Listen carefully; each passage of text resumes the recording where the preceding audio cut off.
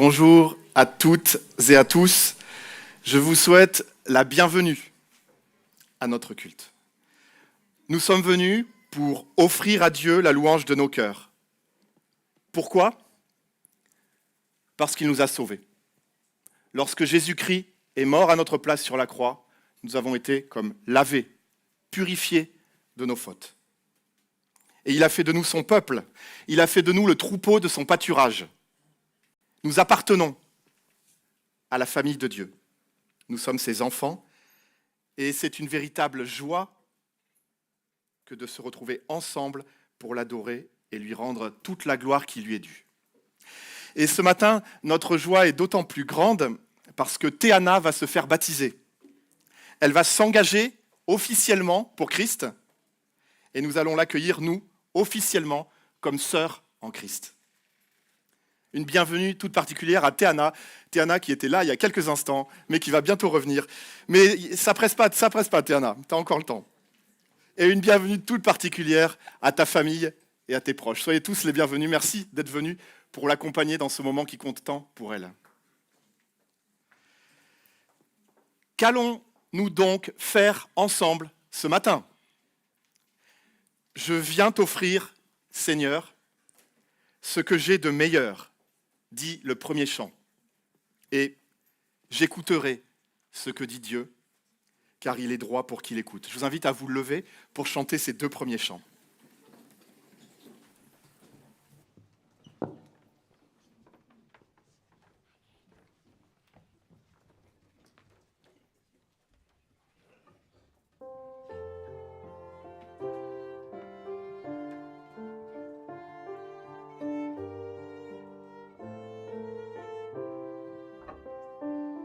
Je viens t'offrir, Seigneur,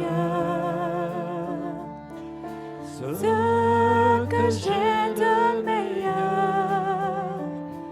Je viens t'offrir ma vie.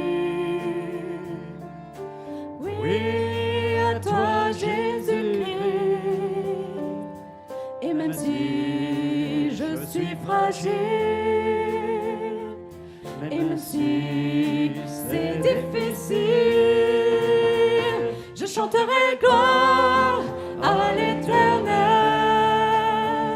Je chanterai louange à son nom. Je chanterai Dieu, mon essentiel. Je chanterai en l'honneur de son nom. Je viens te dire, Seigneur, que tu es mon bonheur.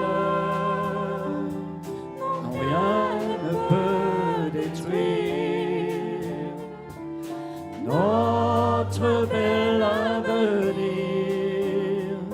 Et même si je suis fragile, et même si c'est difficile, je chanterai gloire à l'Éternel. Je chanterai louange à son nom. Je chanterai Dieu, mon essentiel. Je chanterai en l'honneur de son nom.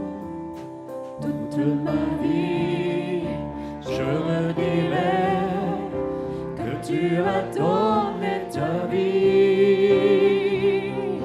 Toute ma vie, je redirai que tu as payé le prix. Toute ma vie, je redirai que je ne vis que pour lui. Je chanterai gloire à l'Éternel. Je chanterai louange à son nom. Je chanterai Dieu, mon essentiel. Je chanterai en l'honneur de son nom. Je chanterai gloire à l'Éternel. Je chanterai louange à son nom. Je chanterai Dieu, mon essentiel.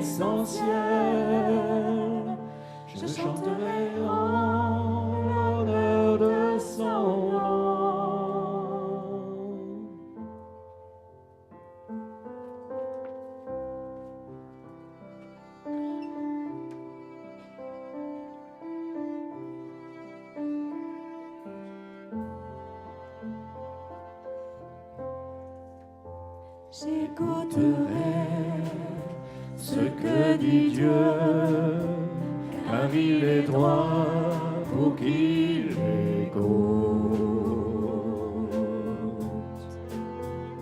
Sa paix divine et sur tous ceux qui vont à lui quand vient le doute.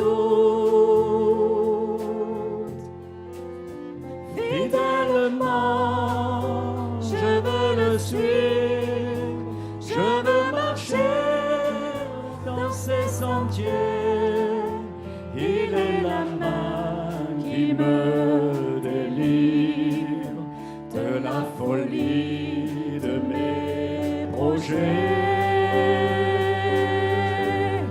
Ta bienveillance, ô Éternel, vaut mieux que tout ce que j'ai vu. Ma délivrance est sous ton aile, sur le rocher de ton salut. Ta bienveillance, ô Éternel, vaut mieux que tout ce que j'ai vu. Ma délivrance est sous ton aile, sur le rocher de ton salut. Sa gloire est proche, son règne vient, et le pays est apaisé. Lorsque la crainte est en chacun, lorsque son nom est exalté, marchons en paix, suivant son pas, en justice et en vérité, recevons tout ce qu'il vaudra, ce que sa main peut nous donner. Ta bienveillance, ô Éternel, vaut mieux que tout ce que j'ai vu.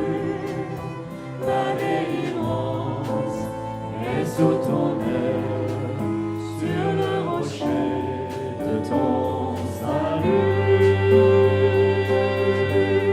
Ta bienveillance, ô Éternel, vaut mieux que tout ce que j'ai vu. Ma délivrance est sous ton aile, sur le rocher de ton salut.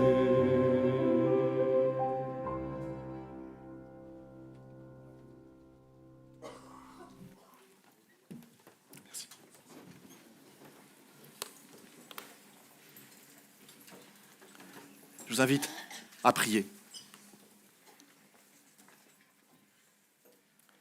Notre Dieu, notre Père, merci pour ta bienveillance envers nous. Merci parce que pour celui qui te fait confiance, tu as une bénédiction éternelle, la vie pour toujours, la paix et le bonheur en ta présence. Merci parce que tout cela a été rendu possible par le sacrifice de ton Fils Jésus-Christ à la croix. En mourant, il rachetait le prix de nos fautes et nous réconciliait avec toi. Sans son sacrifice, nous serions encore sous le poids de nos fautes, méritant ton juste jugement. Alors oui, tous ensemble ce matin, nous voulons te louer, nous voulons t'adorer. Nous voulons t'offrir ce que nous avons de meilleur. Reçois notre adoration, reçois la louange de nos cœurs, reçois nos vies en retour. Nous allons entendre ta parole, Père, d'ici quelques instants. Aide-nous, s'il te plaît, à la comprendre. Elle est la vérité. Sanctifie-nous par ta vérité. Au nom de Jésus. Amen. Et j'invite Nanou à bien vouloir faire pour nous la lecture de ce matin. L'évangile de Jean au chapitre 21. Jésus est déjà ressuscité. Mais vous allez voir maintenant ce qui se passe encore dans la vie des disciples.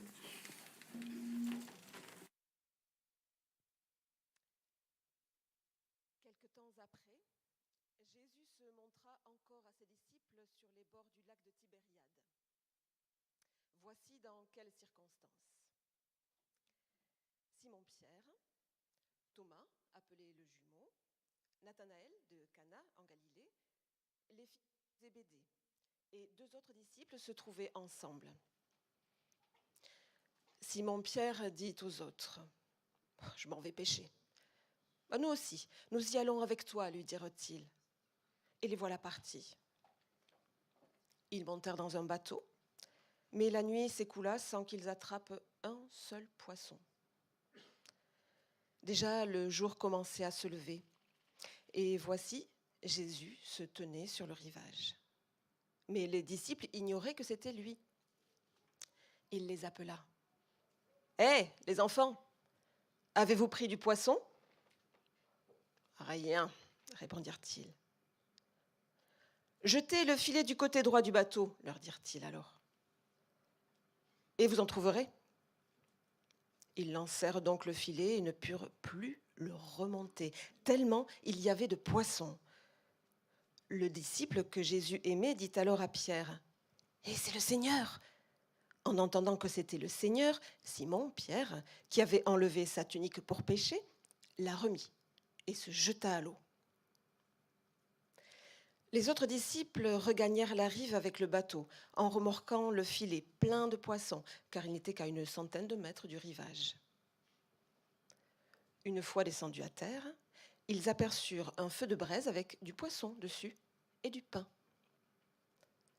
Jésus leur dit, « Apportez quelques-uns de ces poissons que vous venez de prendre. » Simon, Pierre, remonta dans le bateau et tira le filet à terre. Il était rempli de 153 gros poissons. Et malgré leur grand nombre, le filet ne se déchira pas. « Venez manger, leur dit Jésus.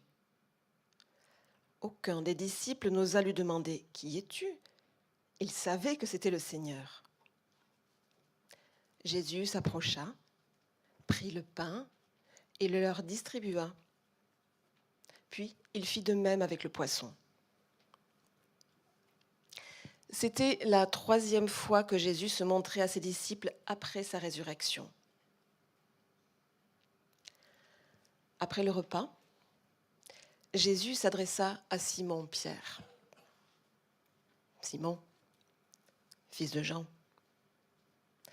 m'aimes-tu plus que ne le font ceux-ci ?»« Oui, Seigneur, répondit-il, tu connais mon amour pour toi. » Jésus lui dit, « Prends soin de mes agneaux. »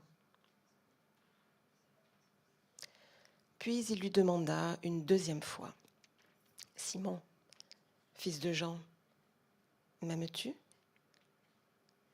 Oui, Seigneur, lui répondit Simon, tu connais mon amour pour toi. » Jésus lui dit, « Nourris mes brebis. » Jésus lui demanda une 3e fois, « Simon, fils de Jean, as-tu de l'amour pour moi ?» Pierre fut peiné, car c'était la 3e fois que Jésus lui demandait « As-tu de l'amour pour moi ?» Et lui répondit, « Seigneur, tu sais tout, tu sais que j'ai de l'amour pour toi. » Jésus lui dit, « Prends soin de mes brebis. Vraiment, je te l'assure, quand tu étais plus jeune, tu mettais toi-même ta ceinture et tu allais où tu voulais. Mais quand tu seras vieux, tu étendras les bras. Un autre nouera ta ceinture et te mènera là où tu n'aimerais pas aller. » Par ces mots, il faisait allusion au genre de mort que Pierre allait endurer à la gloire de Dieu. Après avoir dit cela, il ajouta, « Suis-moi. » Pierre se retourna et aperçut le disciple que Jésus aimait. Il marchait derrière eux. C'est ce disciple qui, au cours du repas, s'était penché vers Jésus et lui avait demandé « Seigneur, quel est celui qui va te trahir ?» En le voyant, Pierre demanda à Jésus Et lui, Seigneur, qu'en est-il de lui? Jésus lui répondit, si je veux qu'il reste en vie jusqu'à ce que je revienne, que t'importe? Toi, suis-moi.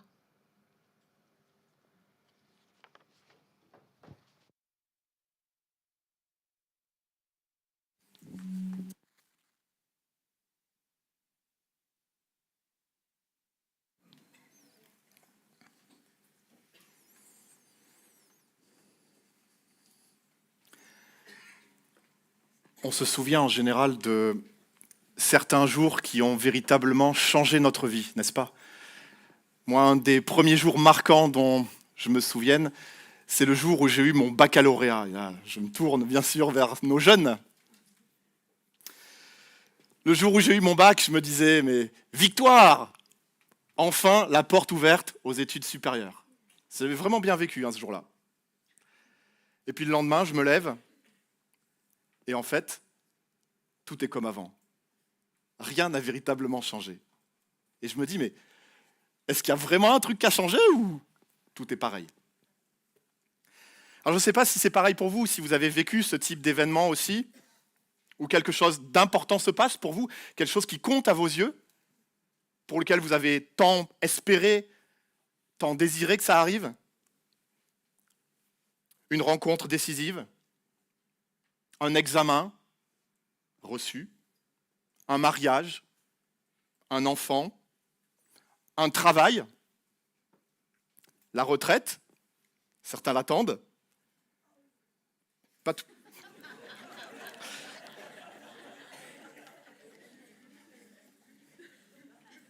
Alors ça peut être des attentes positives. Ça peut être des choses positives qui changent positivement nos vies. Mais parfois, il y a des événements importants qui changent nos vies fondamentalement, mais qui ne sont pas positifs. Un accident, une maladie. Et en fait, à chaque fois, dans tous ces cas, après, c'est vraiment différent. Mais en même temps, n'a-t-on pas l'impression que tout continue comme avant? Bizarre la vie, très bizarre la vie. Eh bien, c'est exactement ce que vivent les disciples. On est pourtant après la résurrection de Jésus. Ils ont vécu pendant 3 ans avec le Maître de l'univers. Ils ont vu sa gloire. Ils ont été témoins de sa mort et de sa résurrection. Et ensuite, on fait quoi? Eh ben, ils vont pêcher le matin. Pour des pêcheurs de poissons, franchement, c'est vachement original. Leur vie a-t-elle vraiment changé? Ils ont pourtant vu le ressuscité, vaincre la mort. Leur vie a-t-elle changé? Depuis qu'il est ressuscité, au moment où on entre dans la lecture de ce texte, on apprend que Jésus s'est déjà manifesté à 2 reprises pour eux. Mais il n'est pas resté avec eux. Et les disciples, c'est vrai, ont l'air complètement perdus. Alors Jésus se manifeste une 3e fois. Et il va leur montrer quelque chose qui peut nous être utile. Oui, effectivement, apparemment, tout continue comme avant. Oui. Mais en même temps, rien n'est plus comme avant. Vous allez voir. Tout continue par la présence de Jésus dans la vie de ses disciples et dans la nôtre également. Et tout continue par son pilier, Pierre, à travers qui Jésus a bâti son Église. Vous allez voir comment la présence continue de Jésus nous impacte aussi à travers son Église. Et je prie que ça nous permette à chacun d'entre nous, ce matin, justement, de discerner l'action de Dieu dans notre vie. Avec Jésus ressuscité, tout continue, mais différemment. Alors, on commence par ce premier aspect. Tout continue effectivement par la présence de Jésus. Les disciples sont en train de pécher. Ils ont du mal à réconcilier ce dont ils ont été les témoins avec leur vie quotidienne. Grand écart entre la résurrection du Christ et leur vie quotidienne, la banalité de leur vie quotidienne. Ils ne savent pas vraiment quoi faire de la résurrection. Ils se sont endormis un soir avec la certitude qu'ils avaient vu Jésus vivant, et le lendemain, ils se sont réveillés, ils se sont dit, c'est comme avant. Ils vont pécher. Ils savent faire que ça, alors ils y vont. Et après une nuit passée à pécher, ils reviennent bredouilles. N'y voit-on pas là également une image de notre propre vie? La vie continue et parfois la vie est douloureuse, difficile. Notre vie est-elle stérile sans Jésus? Et nous aussi, est-ce qu'on ne revient pas bredouille quand on va à la pêche d'une certaine façon? C'est pareil pour nous. Peut-être qu'on a été interpellé à un moment de notre vie par Jésus, par ce qu'il a fait pour nous. On a cru alors que tout allait pouvoir changer dans notre vie, radicalement. Et puis en fait, on se rend compte à l'usage que ça fait pchit dans notre vie, n'est-ce pas? Alors c'est cool d'être là ensemble le dimanche, de nous réjouir. Et le lundi, faut retourner bosser. Enfin, pas demain, c'est la fête du travail, donc n'y allez pas, mais sinon, voilà, on en est là. Qu'est-ce que ça change véritablement, la résurrection de Christ, dans notre quotidien? À l'aube, il y a un homme sur le rivage, verset 5. Les disciples ne le voient pas très bien. Ils sont un peu loin, c'est le matin, peut-être que la luminosité n'est pas très bonne. Et l'homme leur demande, « Les enfants, vous avez pris quelque chose ?» C'est Jésus, hein. Et il intervient pour eux. Il continue d'agir avec puissance. Il vient à leur secours. Jetez votre filet à droite. Il lance le filet et ne purent le remonter tellement il y avait de poissons. Verset 6. Avec ce renfort de Jésus, on a la certitude qu'il n'a pas raccroché les crampons, comme on dit. Il n'est pas parti en retraite anticipée. Il n'a pas laissé ses disciples seuls. La résurrection n'est pas la fin, c'est le début. Jésus n'a pas cessé d'agir dans le monde, et quel bel exemple pour nous ce matin que le baptême de Théana, pour nous le rappeler, que Jésus continue à agir dans le monde. Tout continue effectivement par la présence de Jésus. Verset 9. Une fois descendus à terre, les disciples aperçurent un feu de braise avec du poisson dessus et des pains. Ça nous rappelle quelque chose, hein, des pains et des poissons. C'est pas la première fois que Jésus prend soin de son peuple, tout simplement. Et ce n'est pas juste une apparition du ressuscité, hein. C'est plutôt une rencontre amicale, c'est une invitation à rentrer dans son intimité. Il n'y a pas plus intime qu'un petit déjeuner quand on vient juste de se lever, et là c'est pire pour eux, ils ne se sont même pas couchés, ils ont passé la nuit à pêcher, il n'y a rien eu. Ils sont fracassés, et il y a Jésus qui les invite à petit déjeuner avec eux. Ils ne sont pas maquillés. Et Jésus les régale de sa présence.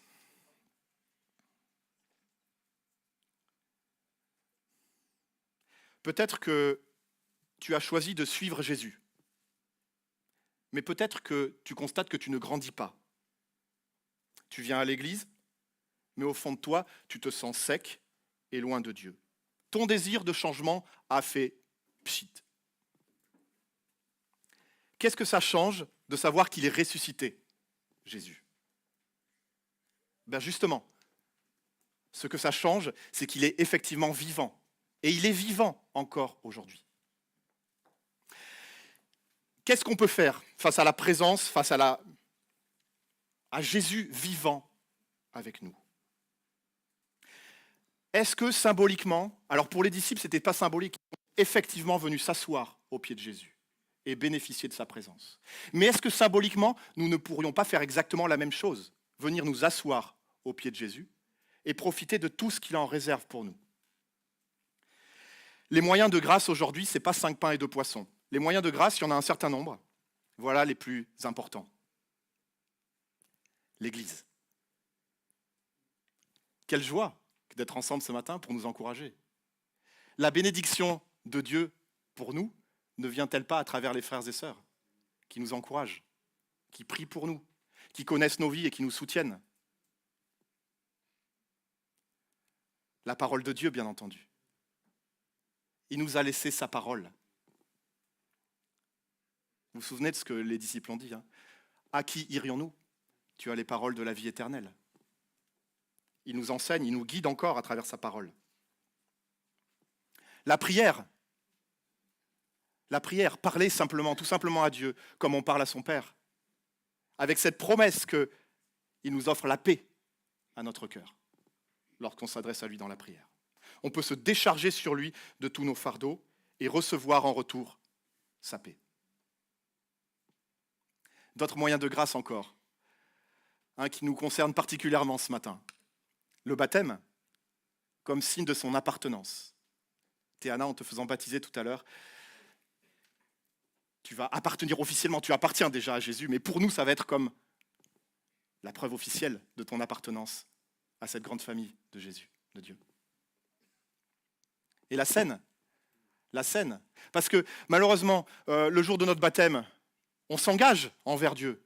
On dit, Seigneur, tu m'as sauvé, je te suis tellement reconnaissant, je veux vivre pour toi, je me repens de mes fautes, aide-moi à mener une vie qui t'honore. Mais chaque jour, le péché nous colle à la peau et on continue à pécher.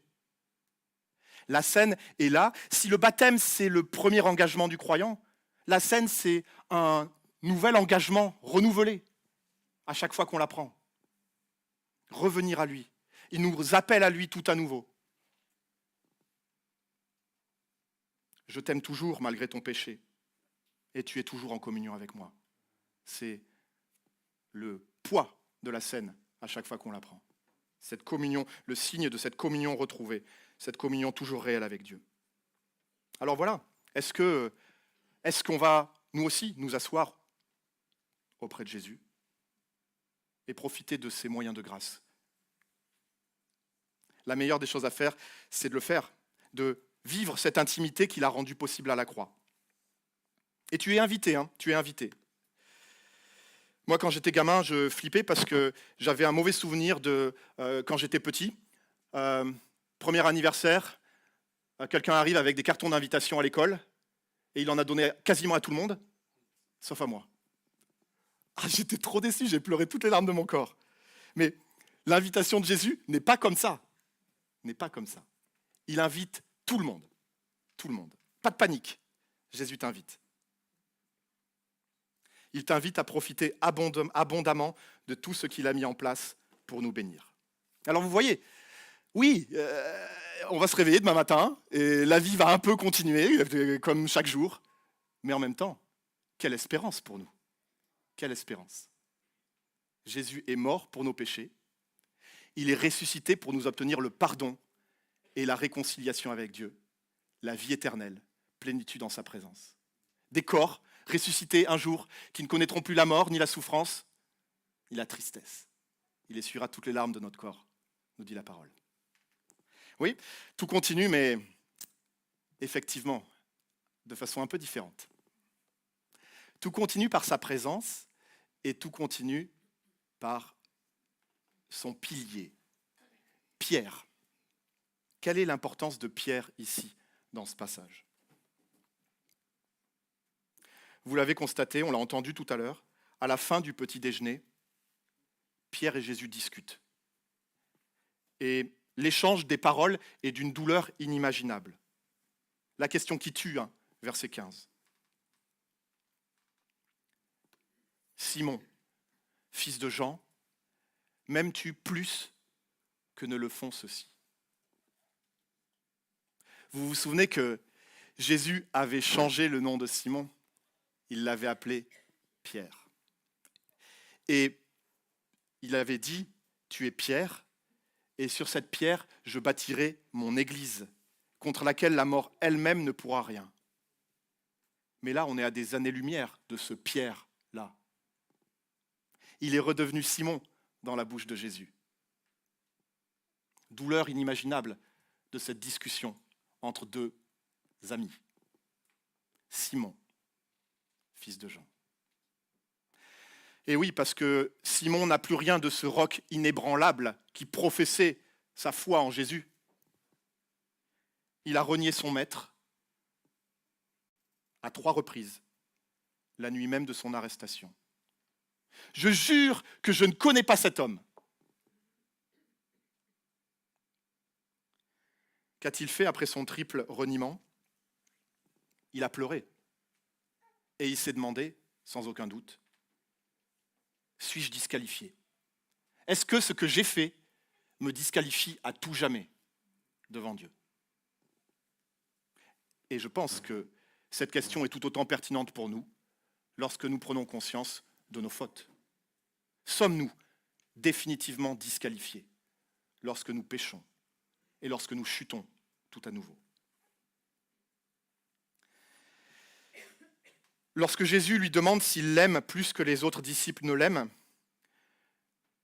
Pierre ne répond qu'à moitié. Il dit, « Tu sais que j'ai de l'amour pour toi. »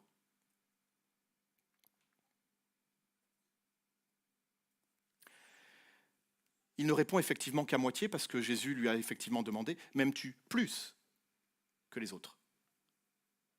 Parce que Pierre s'en était vanté, d'être capable de suivre Jésus quand bien même les autres chuteraient. Mais là, on ne retrouve pas ça. Plus d'héroïsme chez Pierre, plus de prétention, mais une humilité. Il ne se compare plus aux autres. Pierre est-il disqualifié? Eh bien, c'est là l'immense paradoxe de ce passage. Par 3 fois, Jésus va lui poser cette question, et par 3 fois, il va lui répondre « Prends soin de mes agneaux ». Jésus continue en disant « Prends soin de mes agneaux, nourris mes brebis ». Versets 15, 16, 17. C'est là le paradoxe. Pierre n'est qu'un lâche. C'est un raté. C'est une grande gueule. Il s'est craché en flammes. C'est un échec ambulant. Et pourtant, Jésus qui est le seul vrai bon berger, Jésus va lui pardonner et va s'associer à lui. Il va associer son ministère de berger. Il va lui associer Pierre à son propre ministère de berger. À partir de cette réhabilitation, l'Église de Jésus-Christ va être nourrie, va être conduite par le plus raté des disciples. Le ministère de Pierre sera énorme, énorme. Aussi énorme qu'est la conscience de son échec. Si on est ici, aujourd'hui, 2000 ans après, c'est parce que Pierre a bâti l'Église de Jésus-Christ. Ministère énorme, à la hauteur de son échec. À la hauteur de la prise de conscience également de son échec. À la hauteur de son humilité. Alors, est-ce que ce matin, il y en a qui se sentent comme Pierre, nuls et disqualifiés? Ou est-ce que je suis le seul? Est-ce que vous vous sentez nul et disqualifié, vous aussi? Est-ce que Jésus va encore vouloir s'associer à toi? Oui, à toi. Si c'est ton cas, si tu as une conscience aiguë de ton péché, de tes échecs, eh bien prends courage, parce que la réhabilitation de Pierre, c'est la tienne également. Je ne suis pas venu pour les bien portants, a dit Jésus, mais pour les malades, pour celles et ceux qui se reconnaissent malades et qui savent qu'ils ont besoin de Jésus pour être sauvés. Alors, ne reste pas dans l'introspection narcissique de ton échec. Regarde plutôt la gloire de Jésus. Regarde sa gloire. Et reviens à lui humblement. Il veut t'utiliser avec puissance, exactement comme il a utilisé Pierre. Mais peut-être que parmi nous, il y en a aussi d'autres qui se sentent comme le contraire de Pierre et qui pensent que tant que leurs dons ne seront pas vraiment mis en lumière, le potentiel de l'Église ne décollera pas. Si c'est ton cas, mon ami, je t'encourage à bannir ces pensées. Parce que la mauvaise nouvelle pour toi et pour moi, c'est que Jésus peut tout faire sans personne. Sans moi, vous ne pouvez rien faire, a-t-il dit à ses disciples. Les hommes et les femmes que Jésus appelle à le suivre sont des gens qui sont non pas conscients de leurs dons, mais plutôt conscients de leurs échecs, de leurs faiblesses. Ce sont ceux-là qui sont prêts à s'engager comme des serviteurs et pas comme des stars. Et ça, c'est le coût à payer pour suivre Jésus. Vous avez remarqué que le coût à payer pour suivre Jésus est lourd pour Pierre. Je ne sais pas si vous l'avez entendu tout à l'heure. Prends soin de mes brebis. Vraiment, je te l'assure, quand tu étais plus jeune, tu mettais toi-même ta ceinture où tu allais, et tu allais où tu voulais, pardon. Mais quand tu seras vieux, tu étendras les bras, un autre nouera ta ceinture et te mènera là où tu n'aimeras pas aller. Par ces mots, il faisait allusion au genre de mort que Pierre allait endurer à la gloire de Dieu. Après avoir dit cela, il ajouta « Suis-moi ». C'est triste, hein. Ce lien entre l'aile de Pierre et le coup qu'il va porter, on le retrouve tout au long de l'évangile de Jean.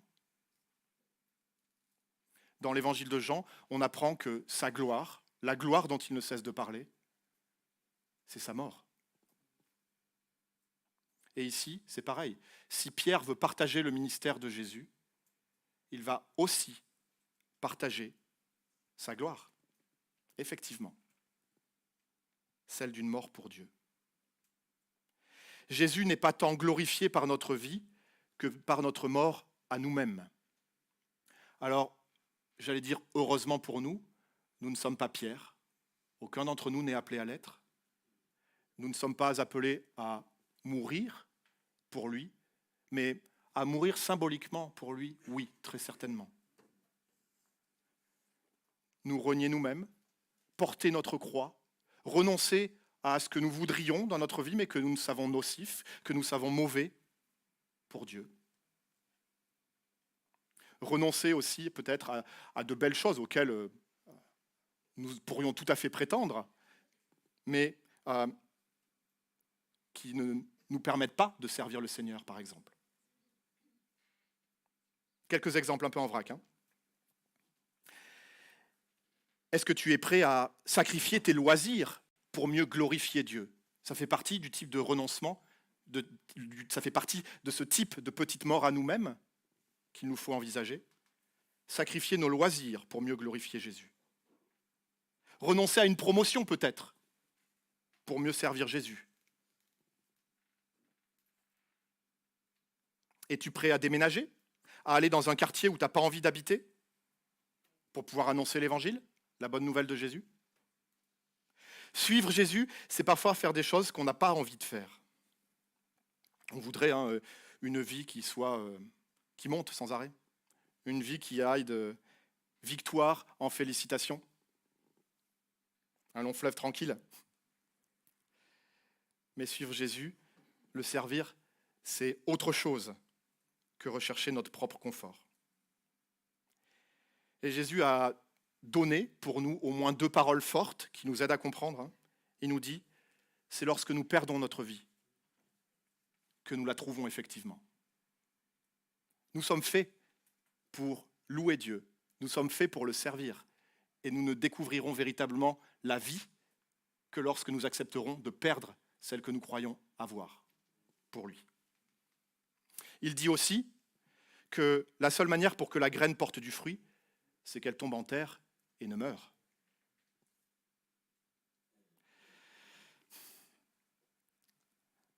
Je pourrais voir dans nos regards à tous une grande tristesse en entendant cela. Ne croyez pas que je me réjouisse à vous dire ces paroles-là ce matin. En général, quand on parle de mourir à soi-même et de service, il n'y a plus personne. Il n'y a plus personne qui veut une vie comme ça.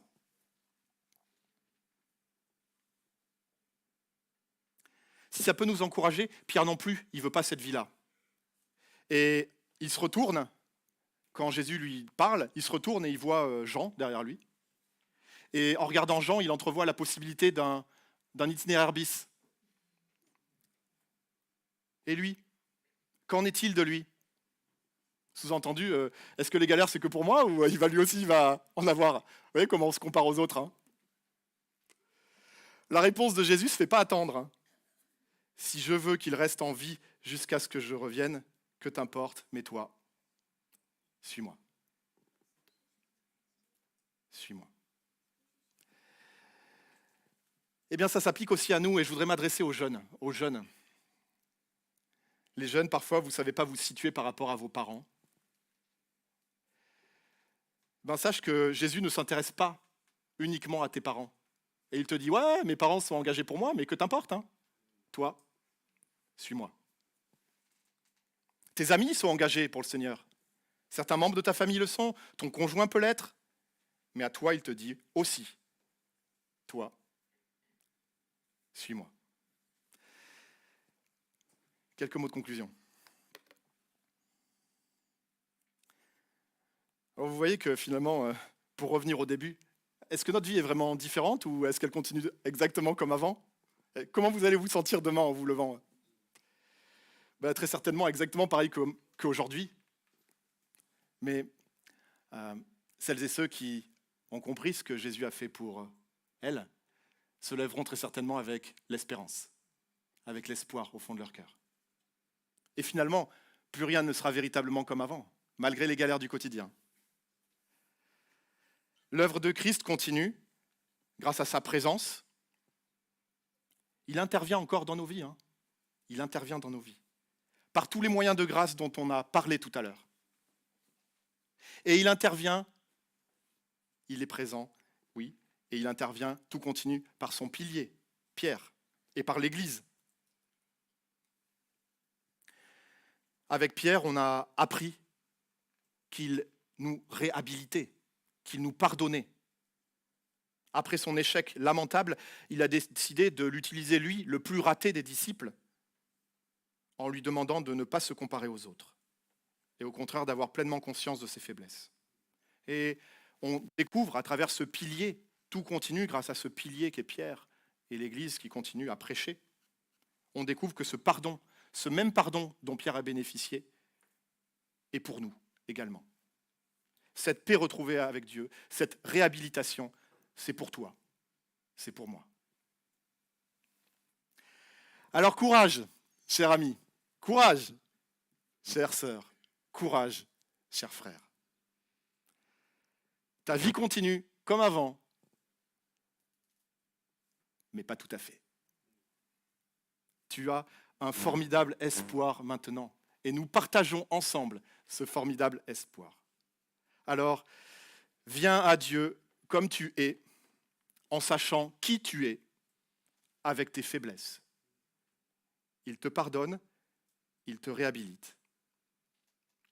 Suis-le, malgré le prix. Serre-le, malgré le coût.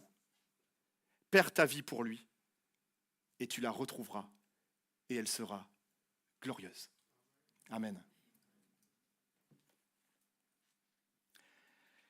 On va chanter un chant qui raconte l'histoire de Pierre, vous allez voir, d'une certaine façon. Ce chant dit que Dieu bénit les humbles.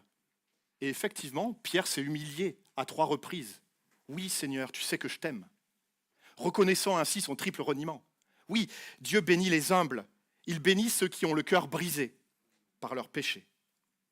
Et l'amour de Dieu nous restaure. L'amour de Dieu nous libère et nous appelle par notre nom. Toi, suis-moi. Je vous invite à vous lever pour chanter cet amour.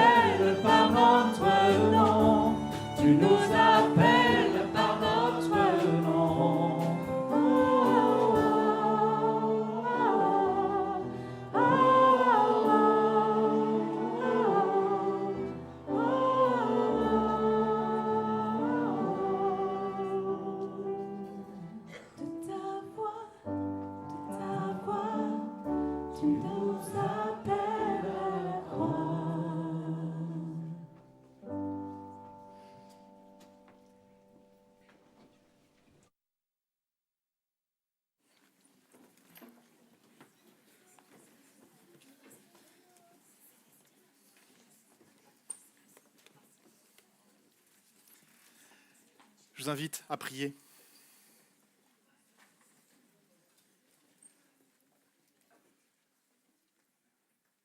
Notre Dieu, notre Père, merci pour ce récit de la vie de Jésus que nous venons de méditer. Merci pour sa mort, merci pour sa résurrection. Il nous a sauvés de nos fautes. Et merci parce que rien n'est plus comme avant finalement, mais tout continue comme avant. Aide-nous à surmonter cette tension entre la banalité de notre quotidien et l'énormité de ta résurrection.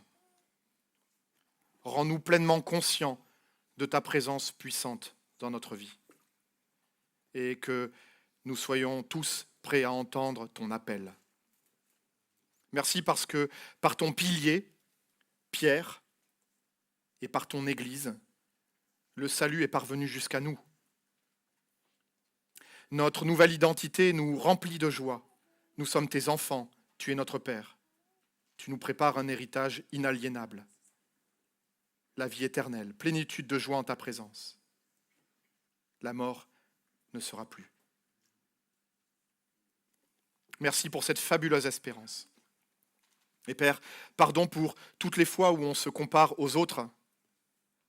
Pardon pour toutes les fois où on veut éviter le prix qu'il y a à te suivre. Pardon pour toutes les fois où nous n'avons pas conscience de nos faiblesses, de nos péchés. Pardon pour toutes les fois où nous nous mettons nous-mêmes à la première place dans nos vies. Si souvent, Père, nous te volons la place.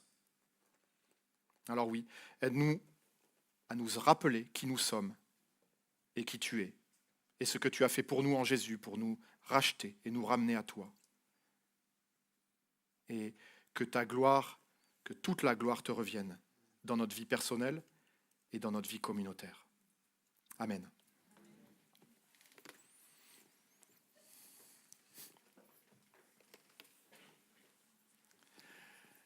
Toi, suis-moi. Théana a répondu à l'appel de Dieu, comme sa maman avant elle. Le parcours de Théana pourra interpeller les jeunes de notre Église. Comme je le disais tout à l'heure, tes parents sont peut-être engagés, mais toi, suis-moi. Jésus t'appelle aussi. Tu es unique. Tu n'es pas ton père. Tu n'es pas ta mère. Mais Dieu t'aime tout autant. Il a donné Jésus, son Fils unique, pour toi aussi. Pour que toi aussi, tu sois pardonné de tes fautes et pour que tu puisses avoir un avenir éternel en sa présence. Alors, crois au Seigneur Jésus et tu seras sauvé. Change. Détourne-toi de ton péché. Repens-toi de tes fautes. C'est ça, cette mort à soi-même dont nous parlions tout à l'heure. Avec humilité, comme Pierre l'a fait il y a 2000 ans.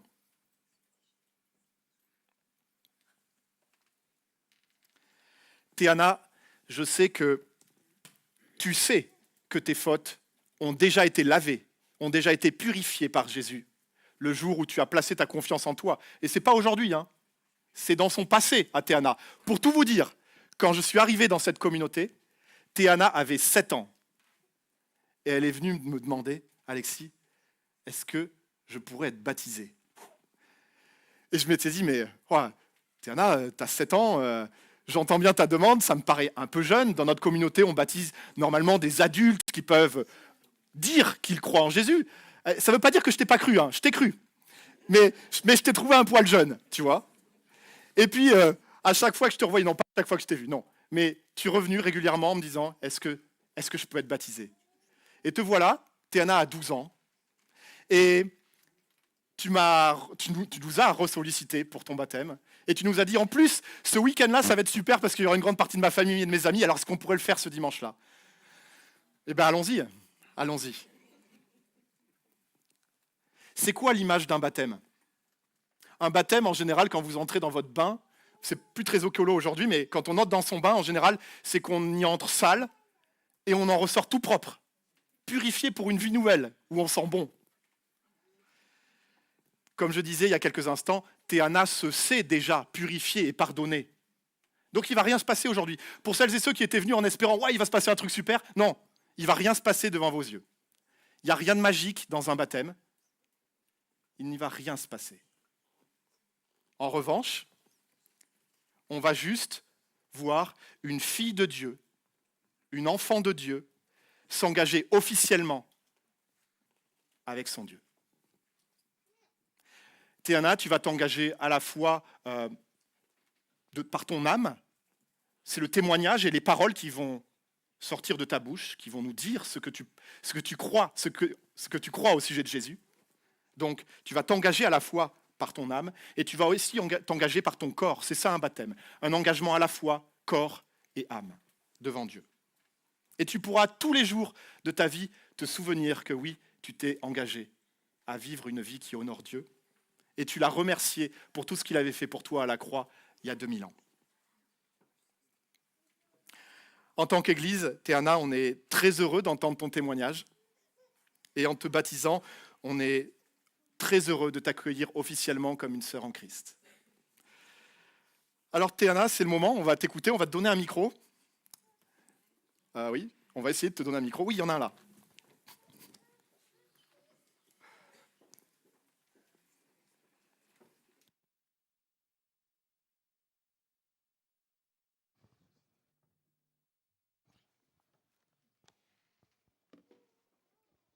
Bonjour à tous. Dieu a toujours été dans ma vie et le baptême est pour moi une confirmation de ce qu'il a fait pour moi depuis ma naissance, qui je pense est pour ma famille et pour moi un miracle. Je suis née prématurée à 5 mois et demi, mais Dieu m'a donné de continuer à vivre. Je suis très heureuse d'être parmi vous ce matin. Si je me fais baptiser ce matin, c'est parce que je crois en tous les miracles que le Seigneur a fait. Je crois qu'il est mort pour moi et par conséquent, je suis pardonnée de mes péchés. Je crois qu'il est ressuscité pour moi et par conséquent que j'aurai la vie éternelle avec lui. Par mon baptême, je souhaite lui dire merci et m'engager à vivre pour lui. Quand j'étais petite, on me connaissait pour une chose, pleurer le plus fort possible à la pigeonnerie pour que quelqu'un vienne me chercher. Aujourd'hui, je ne demande qu'à aller à l'église grâce au Seigneur qui m'a fait comprendre et aimer l'éveil biblique et le culte en lui-même.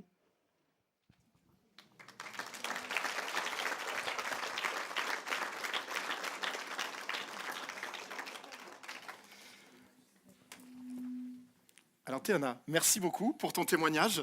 Et je vous invite à vous lever. On va chanter un chant que Théana a choisi elle-même pour son baptême et qui va être en partie interprété par sa famille. Je vous invite à vous approcher, à venir devant. Surprise pour toi, tu peux descendre, oui, et écouter.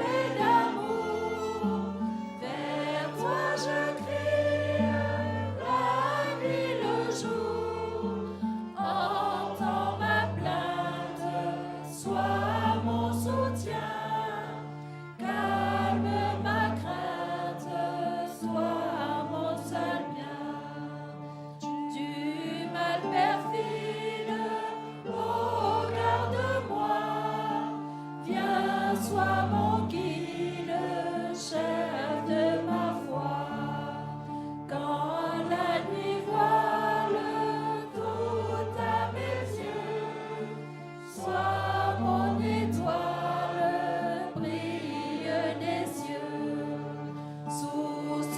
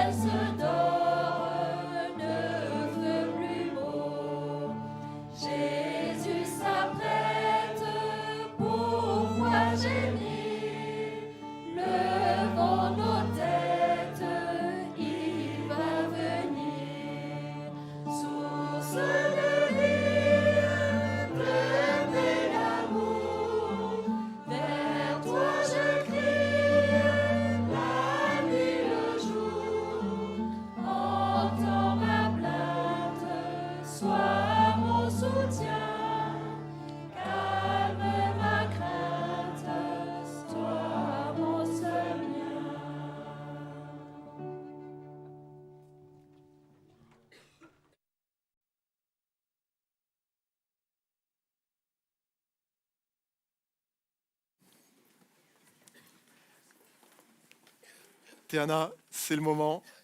Tu peux enlever lunettes et chaussures.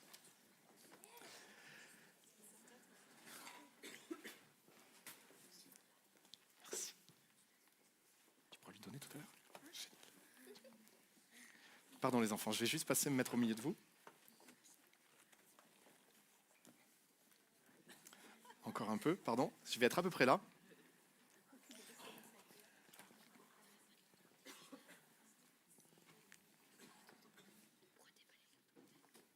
Parce que c'est cool d'être ici.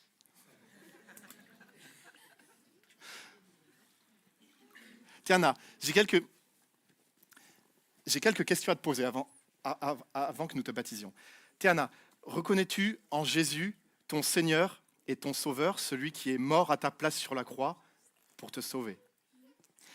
Et avec l'aide de son esprit et avec l'aide de tes frères et sœurs, l'Église pas ici uniquement, mais l'Église universelle, souhaites-tu vivre pour lui et mener une vie qui l'honore? Eh bien, Théana, sur la base de ta confession de foi, nous te baptisons au nom du Père, du Fils et du Saint-Esprit.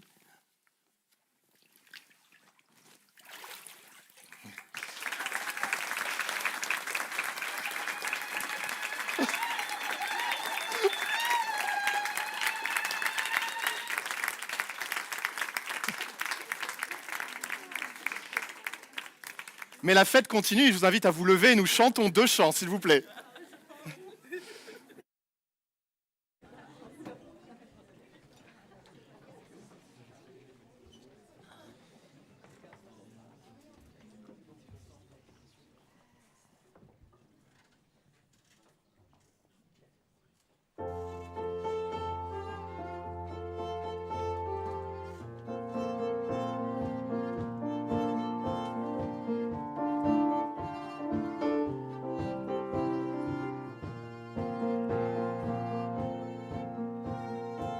Qui brise le pouvoir du mal de la mort, qui aime d'un amour si puissant et si fort, c'est le roi de gloire, il est le roi des rois. Qui secoue la terre par un saint tonnerre, qui nous émerveille par tant de mystère, c'est le roi de gloire, il est le roi des rois.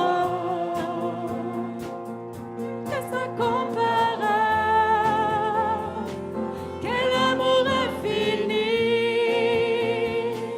que tu aies pris ma croix, que tu sois mort pour moi, tu as payé le prix, pour qu'enfin je sois libre. Oh, Jésus, je te chante pour ce que tu as fait.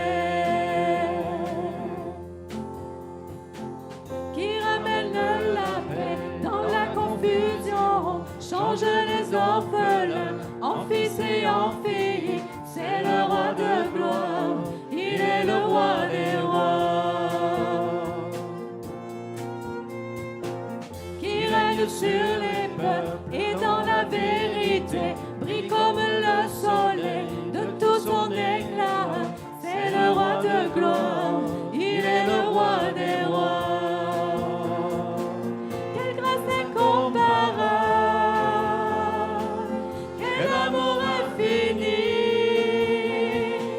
que tu aies pris ma croix, que tu sois mort pour moi,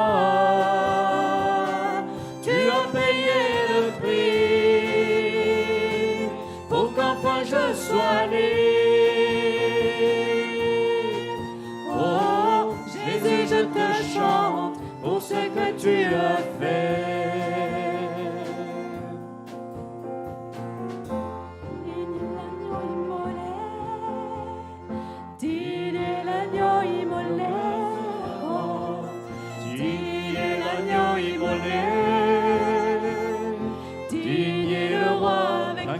Sur la mort, digne est l'agneau immolé, digne est le roi vainqueur sur la mort, digne est l'agneau immolé, digne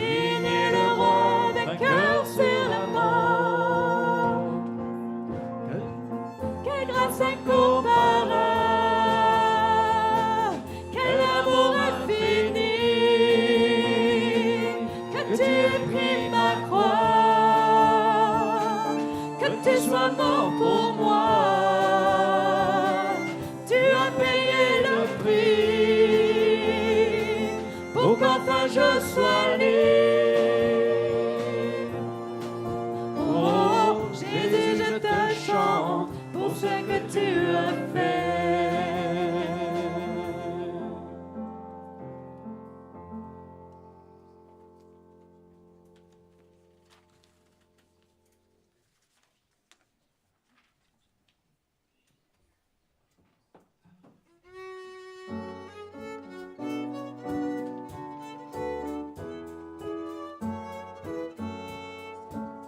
Nous sommes unis dans la famille, car Dieu nous lie à toujours par une chaîne d'amour.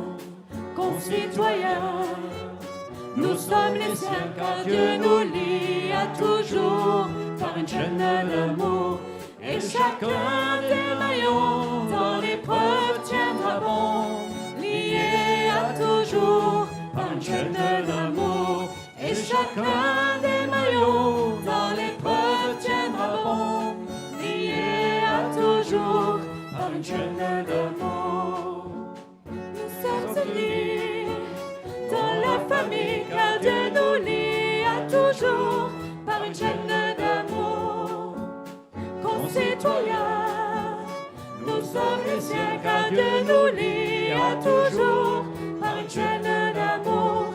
Et chacun des maillons dans l'épreuve tiendra bon, lié à toujours par une chaîne d'amour.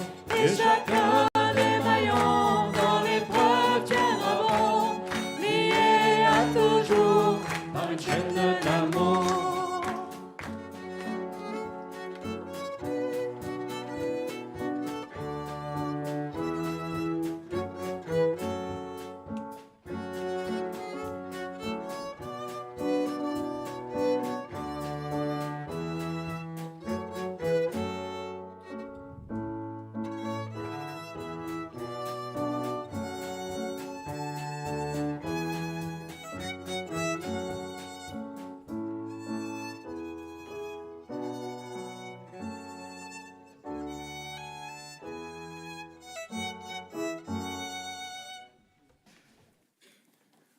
Merci, un grand merci, les musiciens, les chanteurs.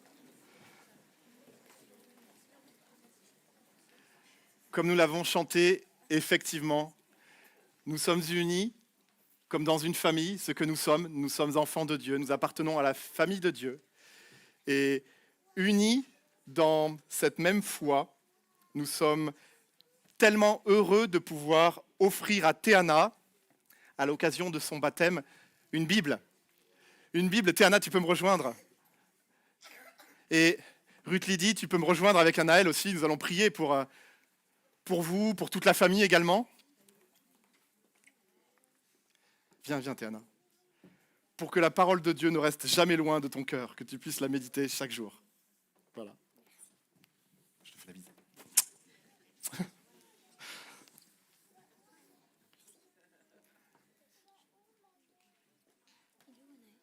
Il arrive. Donc nous allons prier maintenant. Je vous invite à vous unir dans cette prière pour Théana, pour Ruth Lydie, sa maman, et Anaël, son petit frère. Prions. Dieu notre Père, nous te confions notre sœur Théana. Elle a attesté par son baptême sa décision de vivre pour toi dans l'amour et dans l'obéissance. Tu lui as donné ton Esprit Saint le jour où elle a placé sa confiance en toi. Renouvelle en elle chaque jour ton esprit, afin qu'elle puisse marcher dans tes voies et témoigner au monde qu'il est bon de te suivre et de te servir. Que ton esprit lui permette de rester attaché à Jésus par la prière, par l'écoute de ta parole et par la participation à la vie de ton Église. Nous te prions pour toute ton Église, ici rassemblée ou dispersée sur toute la terre. Bénis-la, renouvelle les forces de ton Église, oui Seigneur, et affermis son témoignage à la société. Et à nous, ici présents, donne-nous d'être toujours une Église où règne l'unité et l'amour, une Église où nous nous encourageons mutuellement et dans laquelle nous progressons en chemin vers toi, tous ensemble. Que nous puissions toujours être là les uns pour les autres et nous aimer mutuellement. Et ce matin, nous voulons te prier tout particulièrement pour cette famille. Nous te rendons grâce pour Théana et pour Anaël, les enfants que tu as donnés à Ruth Lydie. Nous te prions de les bénir. Nous les confions à tes soins. Nous te remercions encore une fois pour l'engagement de Théana et nous te prions pour qu'un jour, son petit frère puisse faire le même choix qu'elle, que tu puisses te révéler à lui et qu'il puisse s'engager un jour à ta suite en reconnaissant Jésus comme Seigneur et Sauveur de sa vie. Nous te prions aussi pour Ruth Lydie, que tu puisses bénir sa famille et l'assister dans sa tâche éducative. Nous te confions également toute sa famille et toutes les familles de notre communauté. Merci pour ce privilège que d'être ensemble, unis, pour nous soutenir et pour t'adorer. Nous t'en prions au nom de Jésus. Amen.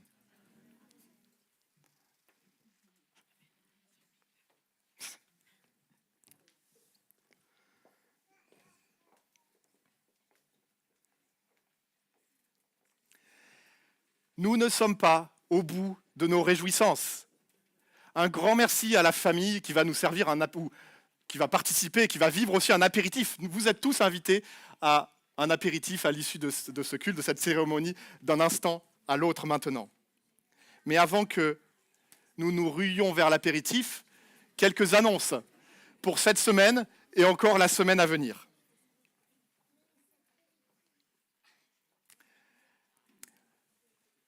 Lundi, demain, comme à son habitude, théâtre, à partir de 19h30 et jusqu'à 21h30.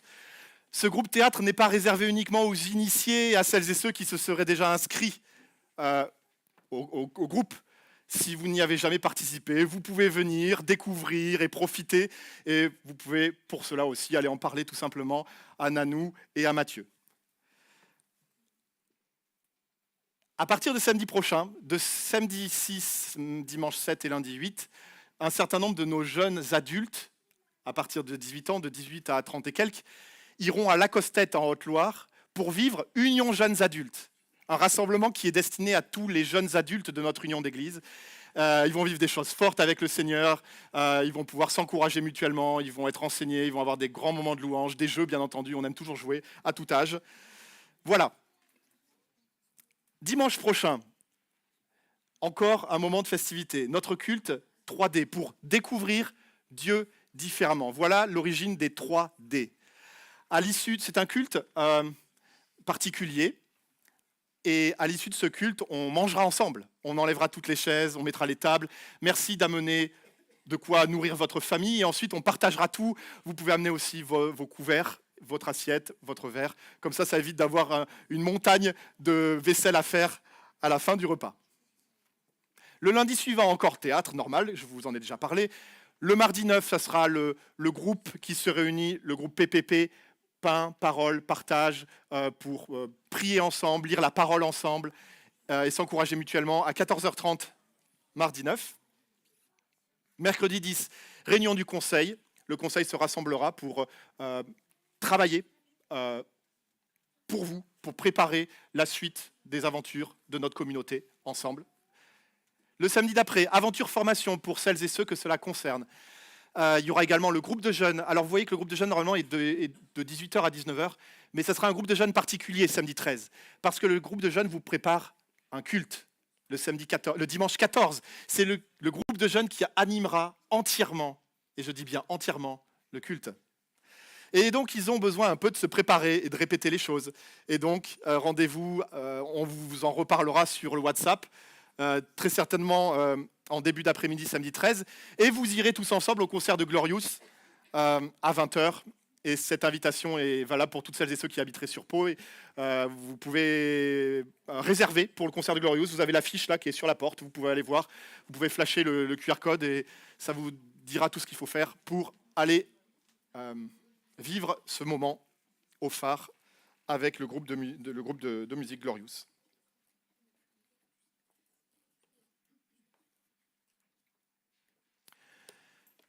Peut-être avez-vous besoin de soutien dans la prière parce que vous vivez des choses difficiles, ou vous avez des grands sujets de reconnaissance à partager parce que vous êtes heureux. Dans les deux cas, vous pouvez le faire ou bien à l'issue même du culte. Il y a une permanence dans le bureau, une permanence de prière. Allez-y. Il y a quelqu'un qui vous attendra et qui sera là pour prier avec vous. Et vous pouvez également solliciter la boucle de prière en téléphonant ou bien à Marie-Jeanne ou bien à Simone. Vous trouverez toutes les informations également sur le panneau, là ici dans la salle de culte ou bien derrière dans le hall d'entrée, le même panneau avec écrit « boucle de prière ». Voilà. Je crois que c'est tout. Si, comme moi, vous avez le sentiment très souvent que les changements avec le Seigneur ont fait un peu pchit dans votre vie. Si, comme moi, vous luttez avec le mal qu'il y a dans votre cœur, avec votre péché, et si vous avez, comme moi, si souvent l'impression que vous êtes dans l'échec, n'ayez pas peur, n'ayez crainte. Le Seigneur a payé pour vous à la croix.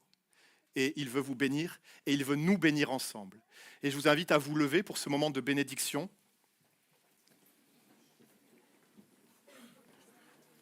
Voici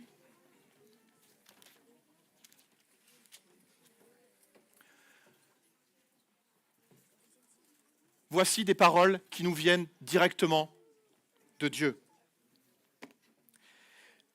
Que l'Éternel te bénisse et te garde. Que l'Éternel fasse briller son visage sur toi et t'accorde sa grâce. Que l'Éternel se tourne vers toi et te donne sa paix. Amen. Et c'est ce que nous chantons, la paix, la bénédiction de Dieu sur chacune de nos vies. Attendez, avant de chanter, j'ai oublié de vous dire quelque chose. Alors, on est très heureux de vous recevoir, famille et amis de Ruth Lydie, de Théana. Et je voulais tout particulièrement signaler la présence d'anciens amis et paroissiens de Castres, quand même, l'ancienne église où j'étais. La famille Sélingue, soyez particulièrement les bienvenus. Voilà, vous avez Jean-Claude, vous avez Suzanne et Jean-Michel, et vous avez voilà, Marcel qui est là avec la famille. Voilà. Vraiment très heureux de vous revoir à cette si belle occasion.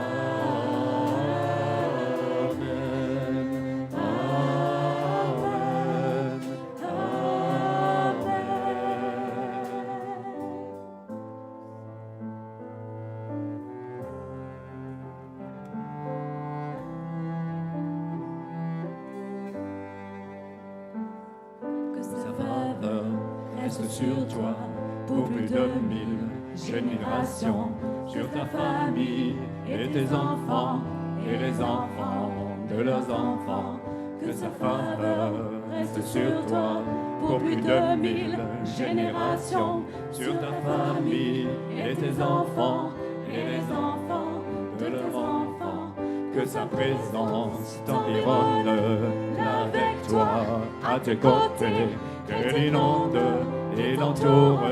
Il est pour toi, il est pour toi, dès le matin jusqu'au coucher, à chaque pas, veillant sur toi, dans les larmes et dans la joie. Il est pour toi, il est pour toi, il est pour toi, il est pour toi, il est pour toi, il est pour toi, il est pour toi, il est pour toi.